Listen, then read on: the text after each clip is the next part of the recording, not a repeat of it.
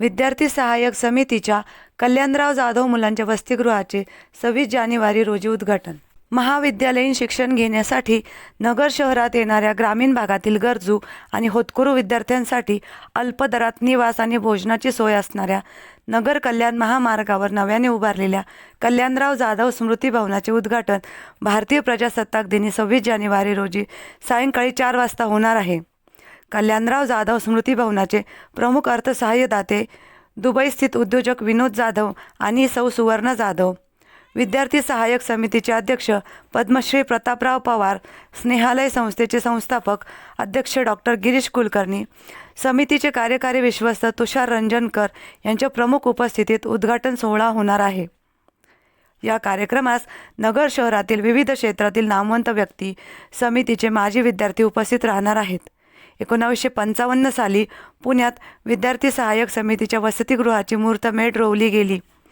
समितीचे संस्थापक डॉक्टर अच्युतराव आपटे यांनी घालून दिलेल्या स्वच्छता, समता आणि श्रमप्रतिष्ठा या त्रिसूत्रीवर समितीचे कार्य सुरू आहे. पुण्यामध्ये 8 वसतिगृहे असून तिथे 1150 मुले आणि मुली वास्तव्यास आहेत. मागील वर्षी अहिल्यानगरमध्ये विद्यार्थी सहाय्यक समितीची पुण्याबाहेर पहिली शाखा सुरू झाली. मधुभाऊ चौधरी मुलींचे वसतिगृह या नावाने बालिकाश्रम रोडवर महालक्ष्मी उद्यानाच्या मागे सावेडी परिसरात 60 मुलींकरिता हे वसतिगृह सुरू झाले आहे.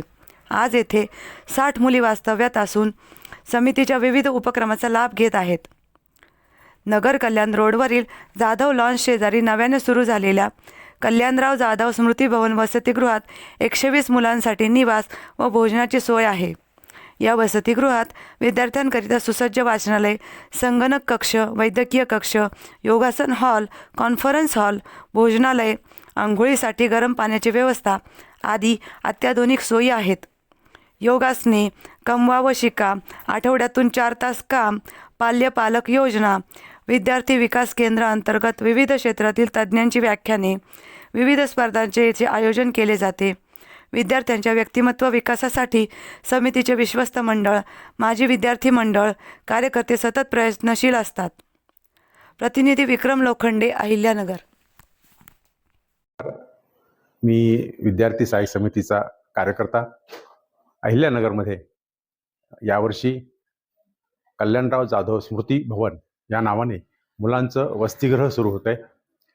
प्रजासत्ताक दिनी म्हणजे 26 जानेवारी 2026 रोजी सायंकाळी 4 वाजता या मुलांच्या वसतिगृहाचं उद्घाटन होणार आहे. या उद्घाटन प्रसंगी विद्यार्थी सहाय्यक समितीचे अध्यक्ष पद्मश्री प्रतापराव पवार, यानंतर या वसतिगृहाला बहुमोल अर्थसहाय्य करणारे दुबई स्थित असणारे विनोदजी जाधव, त्यांच्या सुविद्य पत्नी सौ सुवर्णाताई जाधव यांच्या शुभहस्ते या वसतिगृहाचं उद्घाटन होणार आहे. यावेळी समितीचे कार्यकर्ते कार्यकारी विश्वस्त तुषार रंजनकर हेही उपस्थित राहणार आहेत. त्यानंतर स्नेहालयचे संस्थापक अध्यक्ष डॉक्टर गिरीश कुलकर्णी यांचीही प्रमुख उपस्थिती या कार्यक्रमासाठी असणार आहे. विद्यार्थी सहाय्यक समिती 70 वर्षापासून पुण्यामध्ये सुरू झाली. 1955 मध्ये डॉक्टर अच्युतराव शंकर आपटे यांनी या विद्यार्थी सहाय्यक समितीची स्थापना केली. ते छोटंसं रोपटं लावलं आणि आता पुण्यामध्ये 8 वसतिगृह असून नगरमध्ये मधुभाऊ चौधरी मुलींचे वसतिगृह, तिथे 60 मुलींची कॅपॅसिटी आहे. तिथे ते वसतिगृह आता पूर्ण क्षमतेने भरलेलं आहे. इथे कल्याणराव जाधव वसतिगृहामध्ये 120 विद्यार्थ्यांची कॅपॅसिटी असून इथे आता 55 विद्यार्थी सध्या त्याचा वास्तव्यास राहत आहेत. विद्यार्थी सहाय्यक समितीमध्ये श्रमप्रतिष्ठा, समता आणि स्वावलंबन, स्वच्छता या गोष्टींकडे बघितलं जातं. या मुख्य चतुसूत्रीवर ही समितीची स्थापना करण्यात आलेली आहे. ग्रामीण भागातून जो विद्यार्थी शहरामध्ये शिकायला येतो त्या विद्यार्थ्याला राहण्याचा मोठा प्रश्न असतो. समिती अल्पदरामध्ये या विद्यार्थ्यांची इथे राहण्याची आणि जेवणाची सोय करत असते. समितीचा उद्देश हा फक्त जेवण देणे आणि निवासाची व्यवस्था करणे एवढाच नसून या विद्यार्थ्याचं व्यक्तिमत्व घडवणे, त्याच्यामध्ये असलेल्या गुणांना चालना देणे, त्याला त्याच्या ध्येयाप्रत देऊन ठेवणे अशा पद्धतीचं काम समितीमध्ये असतं. इथे सकाळी उठल्यानंतर योगासन असतात. त्यानंतर आठवड्यातून 4 तास काम त्या मुलाला करावं लागतं.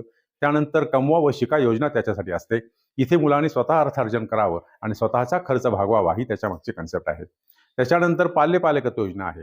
समिती ज्या मुलाकडनं फी घेते त्या फीमध्ये समितीला अर्धी तूट येते आणि मग ही तूट भरून काढण्यासाठी समितीला पाल्य पालकत्व योजनेमधून ह्या पैशाचा ही देणगीरूपी हे सगळे पैसे पालकांकडून आम्ही घेत असतो. समितीला कुठलंही आर्थिक सहकार्य सरकारचं नाहीये.